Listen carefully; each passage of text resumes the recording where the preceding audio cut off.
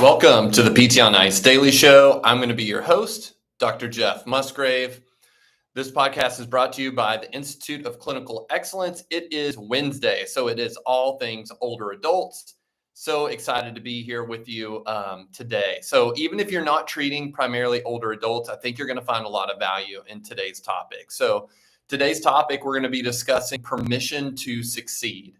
So this is very common in the older adult space, but you're going to see this in lots of different populations that you're going to be treating, where because of the interactions that older adults or any of your patients on your caseload have had, they've got a very negative outlook on their ability to recover, their ability to return to the things that they love. I've seen this across acute care all the way into the fitness realm, and especially people when they first come to us in the fitness realm for training as older adults in Stronger Life. They will need some encouragement. They will need some reframing of what is possible and reframing of how they see themselves. So I believe that you will not get the person physically if you do not first get them mentally. You have got to build that confidence in between their ears. They've got to see and understand a path forward before you're going to get the body on board. So I would love to share with you today some tips to make that just a little bit easier. I think a quote that really sets the stage for this discussion is from Dr. Justin Dunaway. We love to quote him in the older adult division. And one of our favorite quotes of his is, "Beliefs and expectations are the foundation upon which outcomes are built." Beliefs and expectations are the outcomes are the foundation upon outcomes are built. So we really have to believe that it's possible. We've got to know our patients' beliefs, and we've got to set the stage for them to be successful. So because our older adults have heard, you've got the worst case of insert diagnosis, bone on bone, you've got degenerative disc disease. They've heard all these nocebos or noxious language that strikes fear in the hearts of our patients, whether they're older adults or not. You're going to see this in younger populations too, but we see it a ton in our older adult population. So I've got 3 tips for you today to try to help move patients towards a mindset that's going to allow you to be successful. So the first one is acknowledge. You need to acknowledge their concerns. Our older adults come with some baggage. Typically, they've lived more years, more decades, they've had more injuries. And oftentimes they've been told more negative things than our younger patients. They've been told, you can't get better, or you'll never do X, Y, or Z again. Jog, run, swim, lift heavy things, insert the favorite activity that they love that is part of the reason they're living their life. This happens all the time, unfortunately. So we need to hear those concerns. If it looks like we're running into a barrier where they think they can't do what your job is to help them do, we've got to ask some clarifying questions. We need this information anyway. Why do you think it's not possible for you to fully recover from this back injury? Is it a bad experience with physical therapy? Is it negative expectations that have been set from another provider? Is it an experience a friend or loved one had? And then you get the opportunity to find out, what was their bout of care like? What type of treatment intervention were they getting? Was it even appropriate? Was it the right movement? Was it at the right intensity? Was it across the right duration? Was there such a huge disconnect between what they actually wanted to do and what they were being asked to do that they didn't see the connection? They never did their home exercise program. There is so much we need to know about why they have the negative outlook that they have. And then you get the opportunity after hearing everything, because if you cut them short in this phase, you will not get them.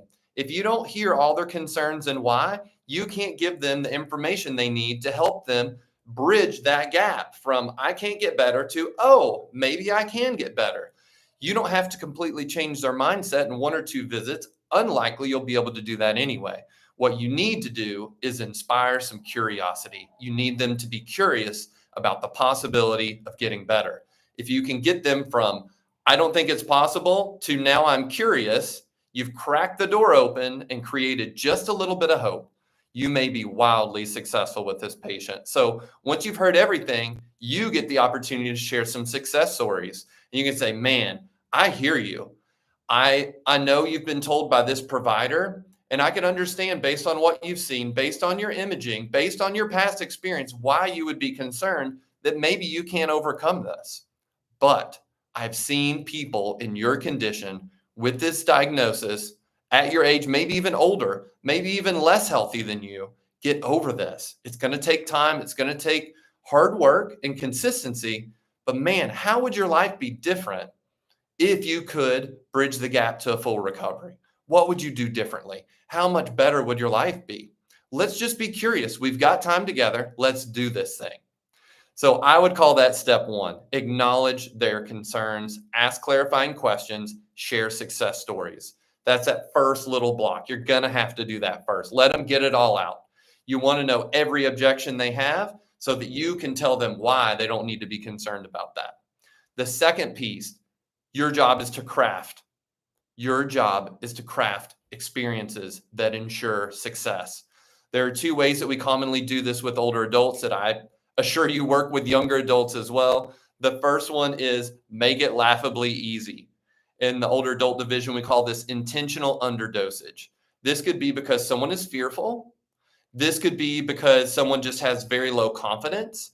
This could be because they're in an unfamiliar setting or they've never done any weight training before. You're getting to set the stage for them. And you can do that by building successful reps. You want to make it so easy, there's no way they can fail. Ramp it up a little bit. Let them be successful. Like, oh man, that's awesome. You're stronger than I thought you were. Ramp it up a little more. Ramp it up a little more. But what you don't want to do here is get greedy. If you get greedy as a clinician, I've done this several times where you're like, man, I think they can actually deadlift 100 pounds. Let's see if we can knock that off the list on day one deadlifting. And then they get scared, they get fatigued, or maybe you just misjudged it and they can't lift that up. And now you've ended on an unsuccessful rep. You shot yourself in the foot. So when you make it laughably easy, you intentionally underdose, make it easier than what you know they can do. You want to stop short of their maximal capacity, typically on that first visit, unless you're calculating an estimated 1 rep max, which is a whole nother topic. If you're already familiar with estimated 1 rep max testing, that is not the same as intentional underdosage. We're talking day one, building confidence, okay? So that's how we're going to, that's the first way we can craft an experience to ensure success is to intentionally underdose. The second thing that we're going to do is test, retest. We're going to show them that we can be successful. We're going to identify the asterisk sign, the comparable sign, whatever you want to call it, doesn't matter. Especially when the primary concern is pain. Often with older adults, it's function, but sometimes it's still pain. So to know, the reason I'm here is because I can't get my arm up into the top cabinets anymore. I get shoulder pain. I get stuck. It hurts. Your job as a clinician, after you do your assessment, you figure out their range of motion, their strength. You've done a solid subjective. You ruled everything out. You've got a pretty good idea what's going on. You're going to give them some treatment, and then you're going to retest, right? You need to make it very clear. You need very accurate measurements, and you need to tell the patient, here's where you got to. Man, that was about here, wasn't it?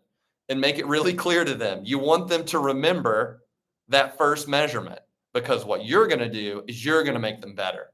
You're going to use your voodoo, right? You're going to throw your darts. You're going to do some manual therapy. You're going to do some exercise.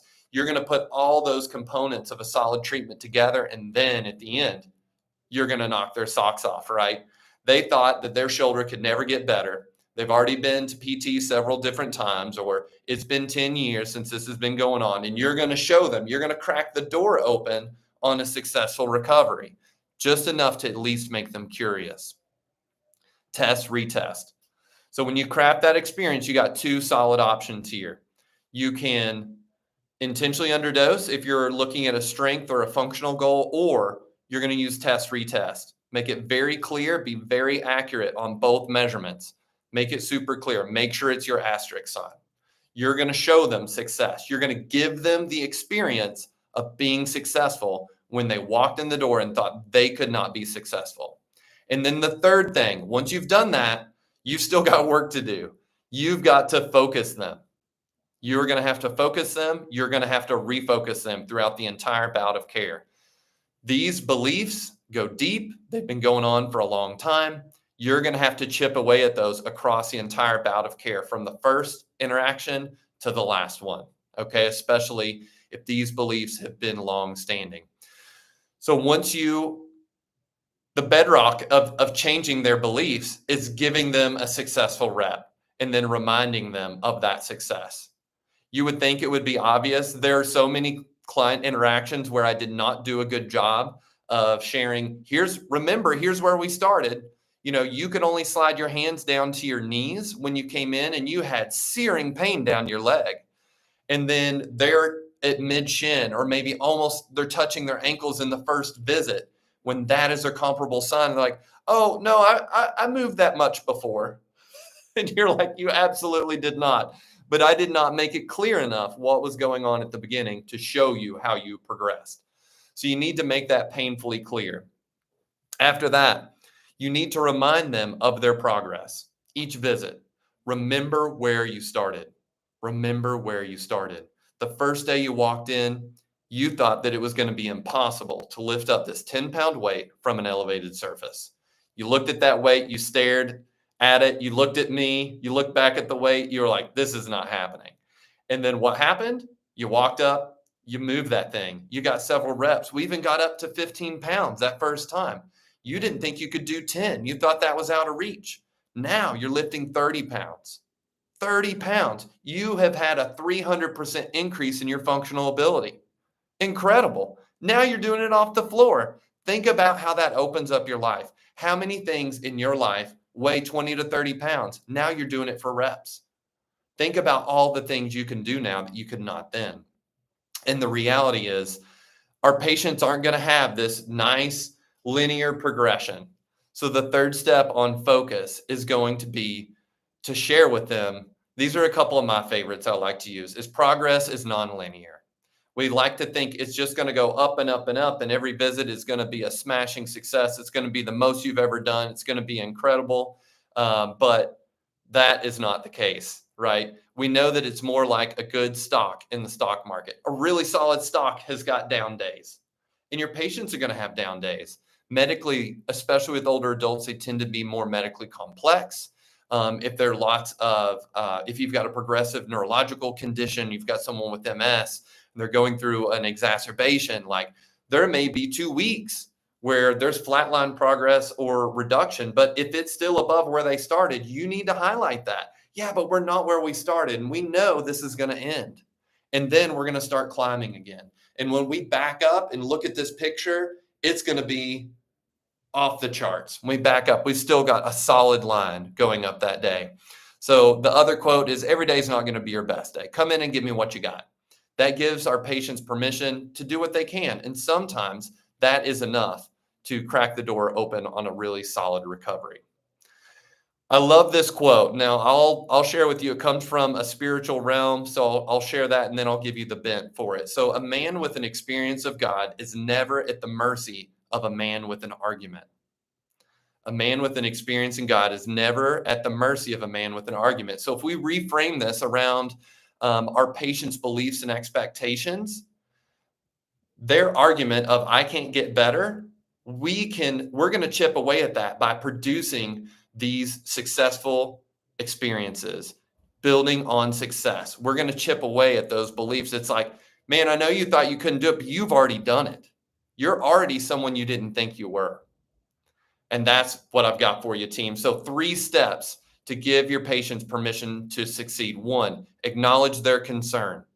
You got to listen well, ask clarifying questions, know all the barriers that are in your way, and you're going to push those out of the way with success stories of sharing how you're going to be different.